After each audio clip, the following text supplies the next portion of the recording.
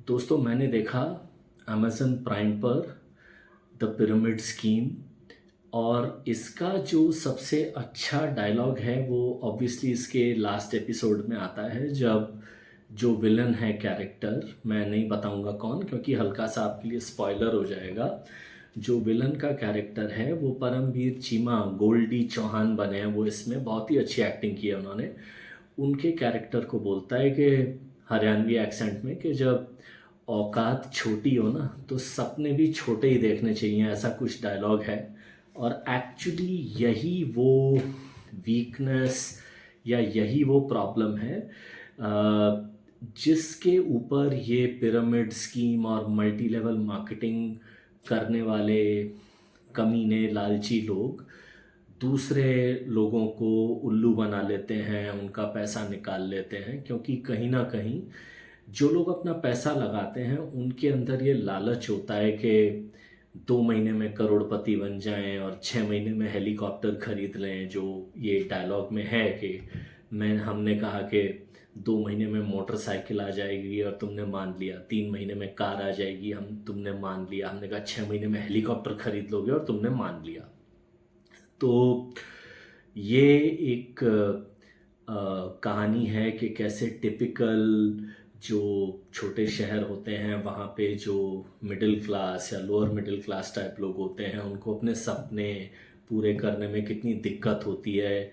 कभी कभी वो ऐसे सपने देख भी लेते हैं जो बहुत ज़्यादा ऊंचे सपने होते हैं, और इसी लालच पर ये पिरामिड स्कीम वाले कैसे उसका फ़ायदा उठाते हैं। वही ये कहानी है कि ये एक पिरामिड स्कीम वाली कंपनी है जंबो लाइफ, जिसे दलजीत सिंह का आदमी नाम का एक आदमी चलाता है। ये रोल किया रवि बहल ने। काफ़ी टाइम के बाद वो मुझे दिखाई दिए। जिन लोगों ने 90s की फिल्में देखी हैं उनको याद होगा कि नरसिम्हा नाम की सनी देओल की एक फिल्म थी जिसमें उन्होंने उर्मिला मातोंडकर के साथ हीरो का रोल किया था। इसके अलावा श्रीवास्तव जी के रोल में रणवीर शौरी हैं। उन्होंने बहुत ही अच्छा अपना रोल निभाया है। वो थोड़ा सा बेवकूफ़, थोड़ा सा सपने देखने वाला, थोड़ा सा भोला भाला इंसान जो अपने बच्चे के लिए इस स्कीम में घुसता है। तो कहानी यही है कि जंबो लाइफ नाम की ये पिरामिड स्कीम वाली कंपनी है। इसमें ये गोल्डी चौहान और ये श्रीवास्तव दोनों पार्टनरशिप करके शुरू करते हैं इस कंपनी के लिए काम करना, और अपने नीचे तेज़ी से अपनी स्मार्टनेस से अपने तिकड़म से मेंबर बनाते हैं।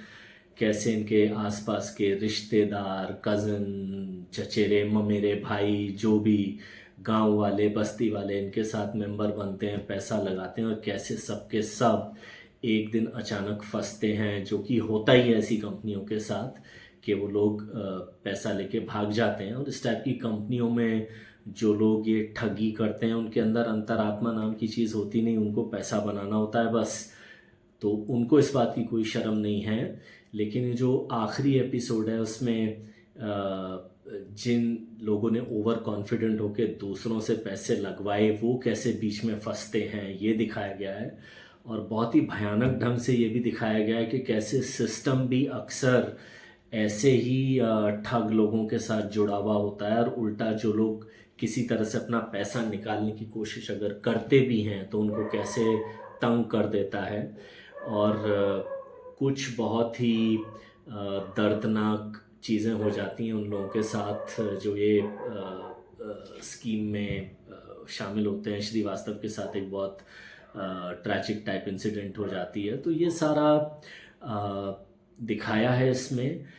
मुझे इसी बात की खुशी है कि ये पिरामिड स्कीम्स जैसी चीज़ों पे फाइनली किसी ने तो हिम्मत करके ऐसी सीरीज़ बनाई है। और ख़ास तौर से आखिरी के एपिसोड में डेटा दिखाया है, आई थिंक अगर मेरे को नंबर ठीक से याद रहा है तो 9,76,000 करोड़ रुपया हिंदुस्तानियों का इन पॉन्जाई स्कीम और मल्टी लेवल मार्केटिंग स्कीम्स जो बोलते हैं उनमें ऑलरेडी वाइप आउट हो गया है। मतलब वो पैसा ठग लिया गया है। सोचिए, 9,76,000 करोड़ रुपया।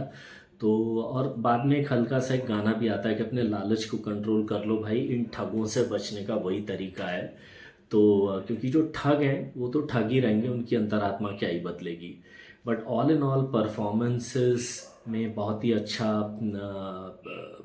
अच्छी परफॉर्मेंसेस हैं, सारे कैरेक्टर एक्टर्स बहुत अच्छे ढंग से दिए गए हैं और काफ़ी सारे कॉमिक मोमेंट भी आते हैं तब तक जब तक कि ये अपने लास्ट के 2 एपिसोड्स में एकदम से सीरियस टोन नहीं बनती है ये सीरीज़। तो देखिए, मतलब एक डिफरेंट टाइप का अटेम्प्ट है, एक डिफरेंट टाइप की वेब सीरीज़ है, I will definitely recommend it.